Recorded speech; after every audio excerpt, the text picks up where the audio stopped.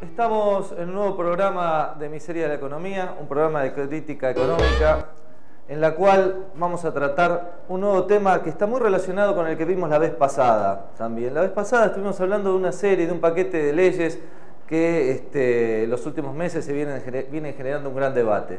Bueno, esta vez vamos a hablar algo que está relacionado con eso y que tiene que ver con la recomposición o el tipo de cambios que ha habido en la relación entre el capital y el trabajo durante todo el periodo post-2001, específicamente durante la administración kirchnerista. ¿No es así, Eduardo? Sí, queremos tratar un tema que, como vos bien acabás de decir, está muy relacionado con muchas de las cosas que están pasando, de las propuestas de leyes que están dando vuelta, pero también de la diversidad de actos del 1 de mayo que hubo pocos días atrás, y también de muchos de los conflictos que está atravesando el gobierno y que están planteándose en la sociedad.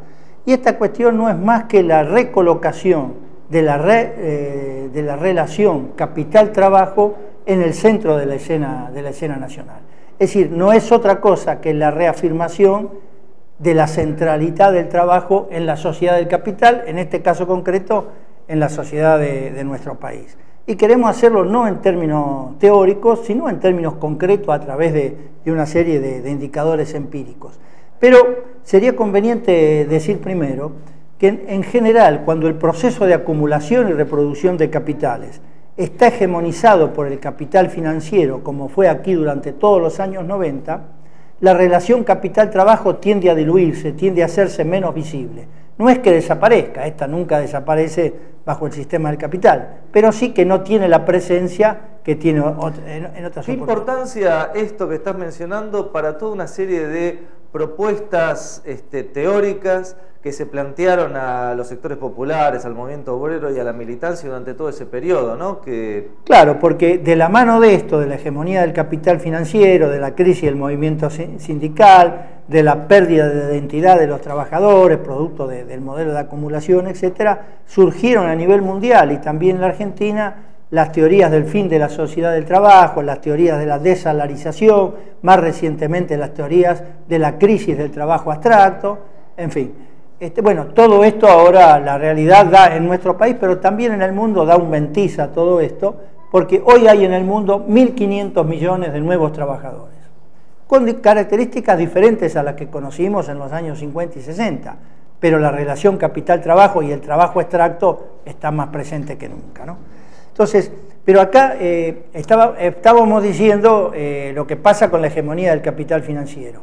Ahora, otra cosa es cuando la hegemonía del proceso de acumulación y reproducción de capitales la tiene el capital productivo, agrario e industrial. En ese caso, la relación capital-trabajo, la centralidad del trabajo, se hace visible y genera conflictos, genera situaciones, genera leyes como la que estamos viendo en nuestro país. Bueno, esto es lo que quisiéramos desarrollar en los próximos 2 bloques.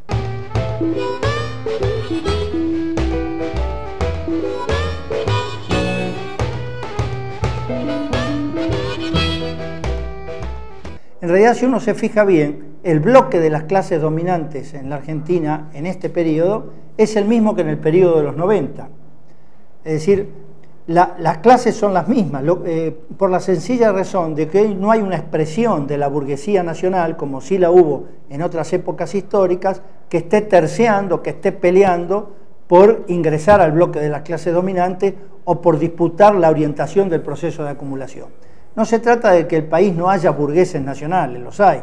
De hecho, Heller, el del Banco Cooperativo, o Bussi, el de la Federación Agraria, son expresiones de capital nacional, burgueses nacionales. Lo que pasa es que no tienen la fuerza política y social como para disputar la orientación del proceso de acumulación, ¿no?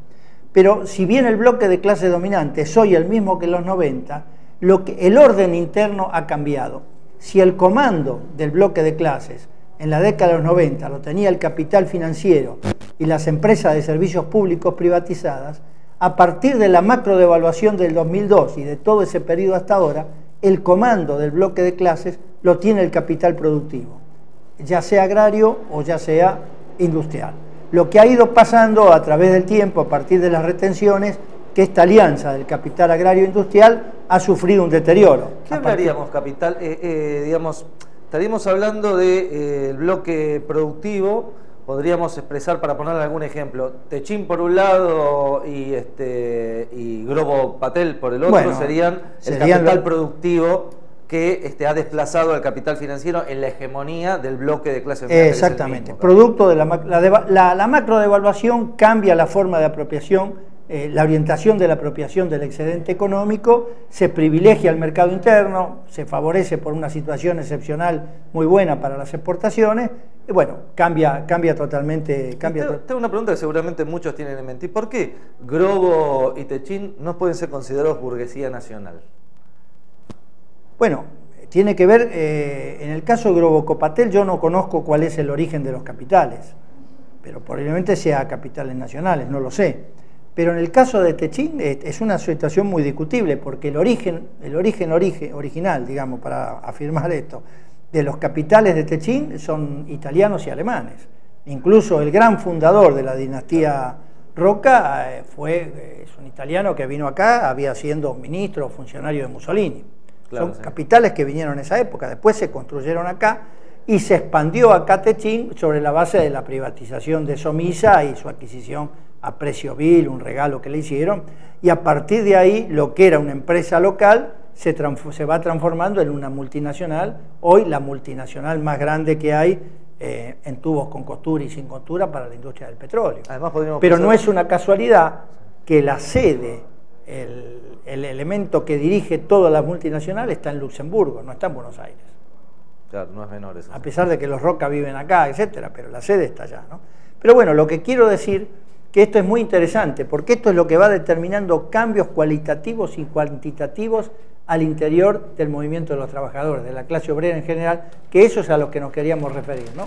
Es más interesante todavía, porque si uno analiza la estructura del PBI y la estructura de las exportaciones en los 90 y la que hay ahora, los cambios son muy sutiles, son ínfimos, favorables a una tendencia más productiva, pero no son cambios muy grandes que llamen la atención. Y sin embargo, lo que ha pasado en el periodo de los 90 hasta ahora es lo que ha dado un gran dinamismo a la formación de la clase obrera, a la recuperación cuantitativa de la clase obrera, y recuperación cuantitativa, recuperación salarial, etcétera, que es lo que determina esta nueva presencia, esta nueva recolocación de la relación capital-trabajo en la escena política nacional. Fíjense en ustedes, la población económicamente activa es más o menos, podemos verlo en esa placa, más o menos 16 millones y medio de personas. Podemos calcular 1.300.000 de personas desocupadas, que es un 8%, porque incluimos en estos desocupados a las personas que tienen planes, que en realidad son desocupados, los que nos da una población activa de ocupados de 15.200.000. 3.100.000 de estos están empleados en el sector público. 12.100.000 forman parte del sector privado. Ahora, de esos 12.100.000 hay que descontar unos 600.000 empleadores, patrones, hay que descontar alrededor de 170.000 o 200.000 que es trabajo familiar, y hay que descontar 1.800.000 cuentapropistas.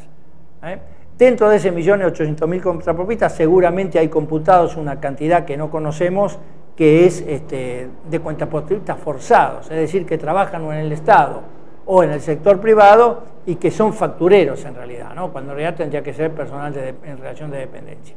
Bueno, y después tenemos 1.100.000 trabajadores en el servicio doméstico, que ahí es muy probable que el 90% de los trabajadores estén en negro, es un sector muy difícil de sindicalizar y de dar luchas concretas, ¿no?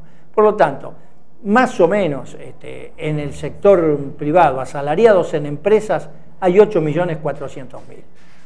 De esto, del total del sector público tenemos 2.700.000 que están registrados, es decir, trabajadores en blanco, y no registrados 400.000. Y en el sector privado tenemos 5.800.000 en blanco y 2.600.000 en negro, no registrados. ¿Esto qué significa? Que el total de trabajadores que tenemos en blanco son 8,5 millones y el total de no registrados o en negro son 3 millones.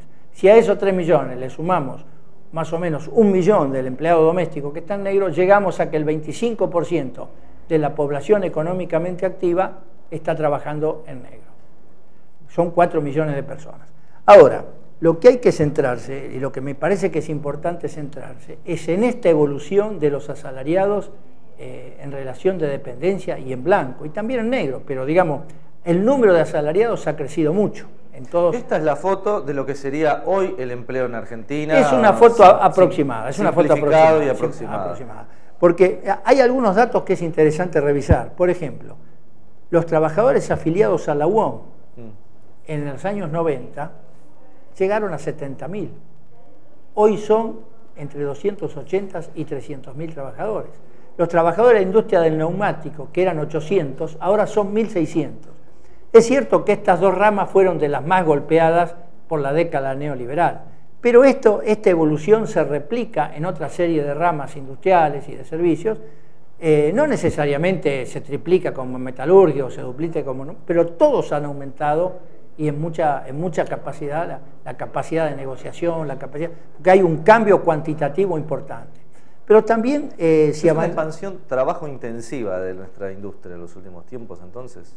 Sí, pero también hay que decir, claro, esto tiene que ver, fíjate vos, en los primeros años de la administración kirchnerista, la relación empleo-producto, es decir, cuánto crece el empleo en relación a cuánto crece el producto, era casi del 1%, 0,80, 0,90%. Era una elasticidad de empleo-producto altísima, altísima. Ahora, ¿eso por qué fue posible? Porque la salida de la crisis del 2001 encontró una enorme capacidad instalada ociosa en las fábricas. Entonces, sin mayores inversiones, se fue aumentando el personal, las plantillas de trabajadores con la misma maquinaria y abasteciendo el mercado interno y el mercado internacional. Ahora ya estaríamos en el límite. Ahora estamos en el límite porque la capacidad instalada está en el 80%, es decir, no es rentable trabajar a una capacidad instalada. Buena parte de la inflación, como ya lo explicamos en este programa, algunos programas atrás, tiene que ver con que la capacidad instalada está muy alta. Entonces, cuando vos superás un promedio del 70-75% de la capacidad instalada, empezás a producir en forma forzada y los costos crecen más que la producción. Por lo tanto, acá la concentración empresarial que hay le permite a las empresas transmitir a precio cualquier aumento de costos. Por lo tanto, esta es una de las grandes fuentes de la inflación, junto con la enorme tasa de ganancia que tienen y que no quieren perder ni un... Y no invierten. Y no hay inversión reproductiva acorde, es decir, los industriales, los empresarios argentinos van invirtiendo acompañando por atrás a la demanda, pero no se anticipan a la demanda. Es decir, acá el neoliberalismo plantea que acá hay una inflación de demanda, por lo tanto plantea enfriar la economía y entonces la oferta se va a ajustar a la demanda. Mientras que otro planteo puede ser, acá hay una inflación por escasez de oferta. Adelantemos el proceso inversor, adelantémonos al crecimiento de la demanda y la inflación va a desaparecer. Bueno, es otra posición total. Es una posición más de tipo keynesiano o neo-keynesiano, que es la que intenta sostener el gobierno. Por eso insiste tanto con que supuestamente la burguesía nacional es necesaria para que haga esas inversiones. Bueno, ¿no? Yo creo que una de las grandes restricciones que tiene el modelo kirchnerista acá, que no encuentra en el conjunto de la burguesía un sujeto social, un burgués nacional, una fuerza burguesa nacional en la cual apoyarse. Por lo tanto, tiene serias dificultades. Al principio se apoyó en Techín, en el Repsol. Bueno, ahora la relación con Techín se rompió. Se apoyaba en los grandes ojeros, con las retenciones tiene problemas con los ojeros, porque no encuentra un sujeto social. Un Helbard. Claro, no hay una expresión como era Helbard, como era la CGE en aquellos años, ¿no? Incluso toda la política, uno podría pensar que toda la política del capitalismo de amigos tiene que ver con negocios, eso existen siempre, con amigos y sin amigos, sí. Pero tiene que ver con un intento forzado de crear una burguesía nacional desde arriba, que es difícil de lograr y no creo que lo logre, ¿no? Igual tenemos el dato que estamos viendo acá de un nivel de empleo que en comparación con el inicio de este proceso ha crecido. Es mucho. El nivel de actividad económica, el nivel de empleo es muy alto. Que cambia radicalmente la relación de la clase trabajadora a la sociedad. Hay que tener en cuenta que muchas veces la calidad del empleo creado, bueno, es trabajo en negro, precarizado, tercerizado, flexibilizado, ¿no? Pero de todas maneras uno ve que el sector en blanco ha avanzado muchísimo, ¿no? Incluso ahora que está un poco estancada la creación de empleo en la industria, se está sosteniendo por la creación de empleo en el sector público. En los últimos 2 o 3 años el sector público ha crecido mucho, sobre todo en las provincias y en las municipalidades, ¿no? Pero veíamos que era uno de los más precarizados también. No, claro, de los más precarizados y los más pobres. Esto ha determinado, por ejemplo, una fuerte capacidad de negociación de los sindicatos. Hoy los sindicatos tienen una capacidad de negociación mucho más fuerte que la que tenían en los 90. Y esto se puede ver en la recuperación sindical que hemos tenido. No sé si la directora puede poner la placa que tenemos de la curva salarial, y ahí podríamos ver cómo hay una recuperación que hoy supera esa curva. Esa es la evolución a partir de los años 70, ¿no? Pero si uno logra ubicarse en el año 2002, 2003, cuando es esa caída fuerte que tiene la curva, ahí la estamos viendo, uno ve cómo hay una fuerte recuperación del salario en el inicio y después sigue adelantándose. Y la punta elevada que vemos antes de la caída es el año 2007. O sea, hoy, poniendo 2007 como 100, el promedio del salario en la Argentina está en 104 y algo. Es decir, hemos superado el año 97. Ahora, ese es un promedio. Cuando uno desglosa ese promedio, uno ve que hay sectores de trabajadores industriales que están muy por arriba de ese promedio. Los trabajadores en blanco en general están por arriba de ese promedio.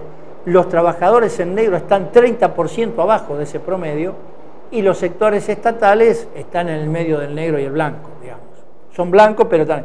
Ahora, hay que distinguir dentro del trabajo estatal el trabajo en el Estado Nacional y el trabajo en las provincias, ¿no? En el Estado Nacional se gana mucho mejor que en las provincias. No se gana tanto como en los sectores de la industria del sector privado, pero se gana mucho mejor que en los estados provinciales. O sea que tenemos un porcentaje de estos 5.800.000 que estamos viendo acá, salariados en empresas, que están por arriba de los 6, 7, 8.000 pesos. Sí, por supuesto. Y de convenio, ¿no? Si uno va con horas extras y eso... Llega a los 10.000 por ahí. En algunos, por ejemplo, en la rama siderometalúrgica están en 10, 12.000 pesos. Bueno, ahora salió que en los petroleros, el petrolero en Boca de Pozo está alrededor de 14, 15.000 pesos, y el otro nivel está casi en 20.000 pesos mensuales. Pero claro, el trabajo en el petróleo no es cualquier trabajo. La Patagonia es más cara. No es cualquier trabajo, ¿no? Pero bueno, esto es producto también de la capacidad de negociación que tienen hoy los sindicatos, producto de este crecimiento del empleo, producto del crecimiento de la afiliación, que lo podemos ver en el próximo bloque, y todo esto tiene que ver con un proceso de acumulación y reproducción de capitales hegemonizado por el capital productivo industrial y agrario. Si no, esta situación no hubiera sido posible, ¿no? Bueno, si queremos cerrar el bloque por ahora y pasamos al próximo bloque.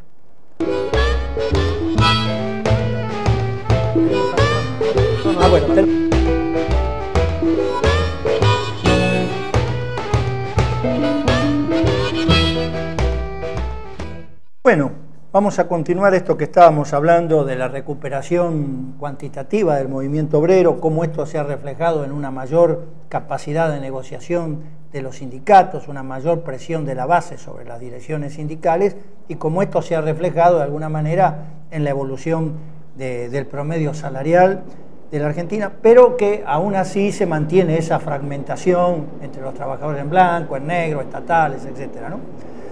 Digamos que la fragmentación que impuso el menemismo se sigue manteniendo. Pero hay otros datos que pueden ser interesantes de plantear acá, desde el punto de vista, por ejemplo, de la organización sindical. Ha crecido el número de afiliados a los sindicatos también. Tenemos una pequeña plaquita, no sé si la directora lo tiene a mano, que mostrábamos cómo la afiliación sindical, hay un informe del Ministerio de Trabajo del año 2005 que dice que la afiliación sindical en el sector privado es hoy del 37%. Algunas estimaciones posteriores al 2005 dicen que hoy la afiliación en el sector privado es ya del 42% de los trabajadores que trabajan en estas empresas. Pero además la afiliación en el sector público es mayor que en el privado, y de conjunto dan que más del 60% de los trabajadores en blanco están afiliados a algún tipo de organización sindical. Si ustedes se fijan en este comentario periodístico, a ver si la cámara lo puede enfocar, el comentario, el título es: Argentina es uno de los países que tiene mayor nivel de sindicalización en el mundo. Es decir, este porcentaje del 60% de membresía sindical es una de las más elevadas del mundo. Solo está superado por los países del norte de Europa, Suecia, Finlandia, ese tipo de cosas, pero es un nivel de membresía muy superior al que hay, por ejemplo, en Estados Unidos, al que hay en Francia, en otros países europeos. Equivalente en el sector privado es un poco superior al que hay en este momento en Italia, por ejemplo, que siempre tuvo una membresía sindical muy fuerte, ¿no?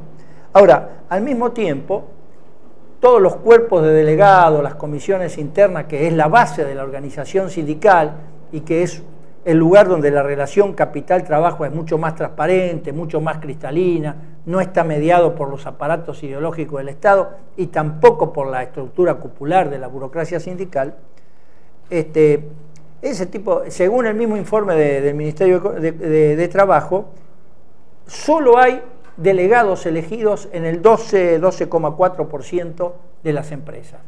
Este porcentaje, algunos estudios lo elevan ahora al 15%. De tal manera es bajo, pero hay que tener en cuenta que es el promedio, porque en la medida que uno va subiendo en el tamaño de las empresas por personal ocupado, uno se encuentra, por ejemplo, que las empresas que tienen más de 200 trabajadores, hay delegados en el 52% de esas empresas, ¿no? Sí, a mayor tamaño, mayor... Es interesante, ¿no? Porque históricamente la organización de los trabajadores dentro de las empresas ha sido una de las que más se intentó golpear en los momentos de ofensiva patronal, dictatorial, tanto post-55. Pero si hay algo que nunca pudieron romper las dictaduras militares, es la organización en el lugar de trabajo. Hay un trabajo ya que tiene unos cuantos años de Adolfo Gili que habla de esto, y el trabajo se llama La anomalía argentina, porque es un momento muy diferenciado respecto de otros países. Incluso ahora hay yo no lo conozco, pero estoy noticiado que existe, es un fascículo de una joven investigadora, creo que Basualdo se llama, no recuerdo el nombre, que retoma estas tesis de Gili y las va desarrollando, y creo que las pone en clave de actualidad, ¿no? Pero sí, esta organización es clave, ¿no? Pero además hay que tener en cuenta que en el 52 y pico % de las grandes empresas hay delegados elegidos, y siempre las grandes conflictividades sociales en el país surgen por los lugares donde hay mayor concentración obrera, porque ahí las burocracias sindicales son más débiles. En general, las burocracias sindicales se afirman en las pequeñas empresas, donde hay una relación paternalista con el patrón y hay una asociación de la dirección sindical con los burócratas, hacen elegir delegado al que ellos quieren, etc. No pasa así en las grandes concentraciones obreras, que hay más democracia de base, más disputa, etcétera, ¿no? También 500, 1000 o 300 o 2000 trabajadores son más fuertes en sí mismos, en su lugar de trabajo, que 10 o 12 trabajadores solos, ¿no? Exactamente, por eso. Ahora, fíjense en ustedes, esta organización sindical de base y esta mayor presencia de los sindicatos, ¿qué es lo que está determinando? También una situación que es casi única en el mundo. El 83% de los trabajadores en blanco tienen cobertura de convenciones colectivas en la Argentina. Esto habla de alrededor de casi 6 millones de trabajadores, o 5.800.000 en el sector privado, y unos 90 a 100.000 trabajadores en el sector público, porque hay determinados sectores del sector público que tienen convenciones colectivas, ¿no? Es decir, es también un porcentaje de cobertura de paritaria de convenciones colectivas de los más altos del mundo también. Eso es algo que interesa, la convención colectiva es algo que interesa tanto a las bases sindicales como a la dirección sindical, ¿no? Siempre han peleado, yo he escuchado, se escucha permanentemente a Moyano, por ejemplo, y a su corriente hablar que uno de los grandes logros de ellos bajo el kirchnerismo han sido las convenciones colectivas. Exactamente, hay una disputa. Ciertos sectores sindicales de la dirección sindical tradicional plantean que es un logro de la dirección sindical haber conseguido esto, mientras que desde el gobierno del kirchnerismo se dice: nosotros concedimos las convenciones colectivas. Lo que es cierto, para un modelo que tenga que ver con el mercado interno, como el modelo que se intenta desarrollar acá desde hace 8 años, los sindicatos juegan un papel decisivo. Es la vieja alianza del Estado, las patronales y la cúpula sindical para desarrollar un modelo de este tipo. Es decir, por eso, desde que está el kirchnerismo, ya en 3 o 4 oportunidades han intentado el pacto social. ¿De eso hablaba Moyano cuando hablaba, vamos a intentar reconstruir la comunidad organizada en el acto? Bueno, una cosa es un pacto social para determinadas cuestiones, como se ha planteado el gobierno, y otra cosa es la comunidad organizada en el peronismo, en la filosofía del peronismo, que es la fuerza de las corporaciones por sobre las instituciones de la democracia representativa. De ahí a lo que siempre planteó el peronismo en contra de la partidocracia, hay un paso. ¿Y qué interpretación, bueno, eso daría para otro programa, qué interpretación hace la burocracia sindical hoy de la comunidad organizada? Bueno, tendríamos que verlo, porque lo ha planteado Moyano y Moyano es una recuperación de viejas estrategias del peronismo histórico, en ese sentido, ¿no es cierto? En ese sentido. Ahora, hay que ver cómo se desarrolla esto. El tema de la participación en las ganancias tiene que ver con esto del pacto y la comunidad organizada, porque en realidad el tema de la participación en las ganancias, como el tema de los directores del ANSES, donde la CGT ha planteado que quiere que haya directores obreros por la capital del ANSES, tiene que ver con esta alianza con sectores de la burguesía, porque en última instancia hay una alianza de los trabajadores con los monopolios para conseguir mayores ingresos vía la participación en las ganancias.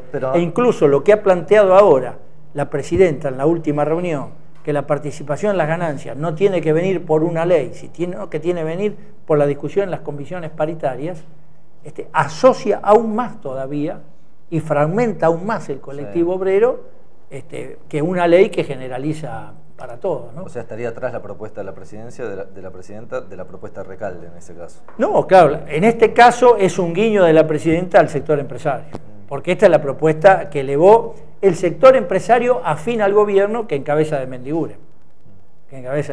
¿No? O sea, es todo muy complejo esto de la comunidad organizada y es para una discusión filosófica, ideológica a futuro, ¿no?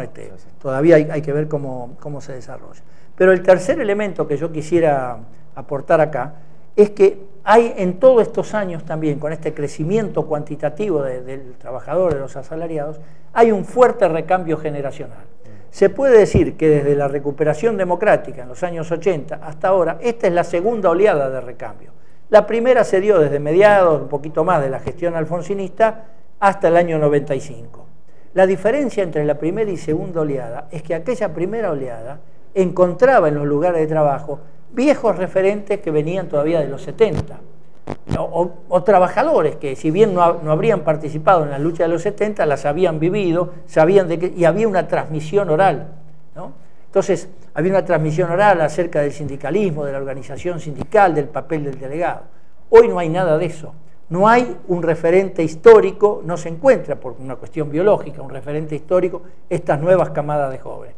Es cierto que los caminos de la memoria pueden trasladarse hay un hilo conductor a través del tiempo que vaya a saber por dónde se pueden colar, ¿no? Eso no lo podemos negar. Pero de todas maneras... Indudablemente el hecho de que muchos trabajadores, que la afiliación sindical haya crecido notoriamente en los últimos tiempos, indica que los nuevos trabajadores que se están incorporando, estas camadas que podríamos decir algunos millones de jóvenes, ¿no? Que se están incorporando, tiene la voluntad de afiliarse al sindicato o cree que el sindicato cree que es un organismo natural y no es, como se predicó durante los 90, una cuestión del individualismo y relación de un mercado, ¿no? Es algo más. Exactamente, ¿no? Algo de eso hay, ¿no?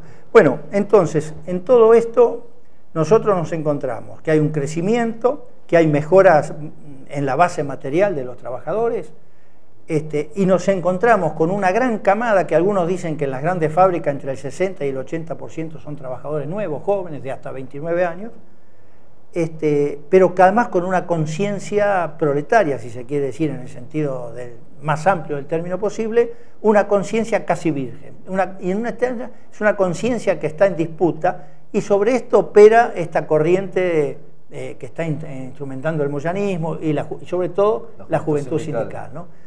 Hay algunas informaciones que cuentan que en algunas fábricas están surgiendo agrupaciones antiburocráticas que no se reclaman como peronistas, pero que al mismo tiempo tienen simpatías con el peronismo porque dicen, con el kirchnerismo, porque este gobierno garantiza empleo y buenos salarios, ¿no? Entonces, ¿cómo esas corrientes, si tenés la información, esas corrientes también estarían vinculadas o tendrían algún tipo de encuadro e incentivo desde el lado del moyanismo, la juventud sindical, o son corrientes totalmente independientes? Yo creo que están en disputa, porque uno ve que en las grandes fábricas hay muchos delegados que se refieren a la izquierda o que forman parte de partidos de izquierda, ¿no?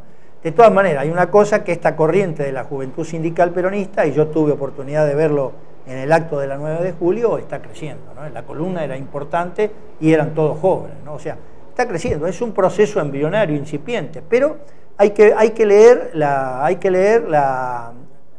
hay una publicación que no recuerdo cómo se llama, que saca esta corriente y las referencias... La juventud sindical. Las referencias y la corriente nacional del sindical. Las referencias son a los programas de La Falda, de Vuelta Grande, CGT Los Argentinos, los 26 puntos de Ubaldini. Hay que ver los reportajes que le hacen a Smith, que habla de la Revolución Rusa, del Cordobazo, también del 17 de octubre. Es decir, recuperan toda una tradición histórica y recuperan incluso fechas o momentos o disputas que son emblemáticas de la izquierda, ¿no? Hay que ver si hasta cierto punto no es una cosa muy parecida a cuando en los 70 surgió la JTP, ¿no?